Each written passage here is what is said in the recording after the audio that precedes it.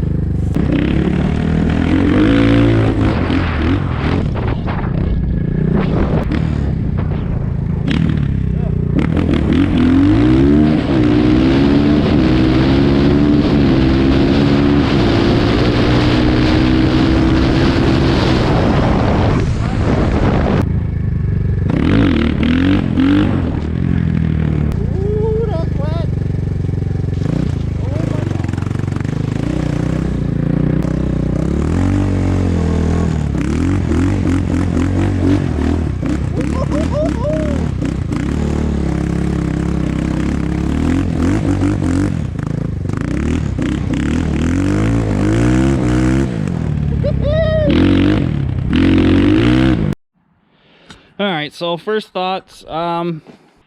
Overall, honestly, it's pretty much what I expected. So, feels a lot nicer than, you know, a pit bike. Pit bikes feel really plasticky. This has some mildly decent parts, but, you know, obviously they were trying real hard with the inverted forks and fancy looking Chinese suspension that appears to be adjustable. Sounds good. Sounds like a big bike. Obviously it's air cooled. Nowhere near as fast as a Japanese 250. It feels so listed as a 250. But the spec sheet calls it like a 233, so not quite a 250. So it feels like right in between a CRF 150F and a CRF 150R. It reminds me of the 150R a lot in the way that it handles and the way that it pulls. First impressions, sounds good. It's very wet out here, so when it dries up a little bit, I'll get it out again and see how it does. But yeah, it's not bad. It's really not bad.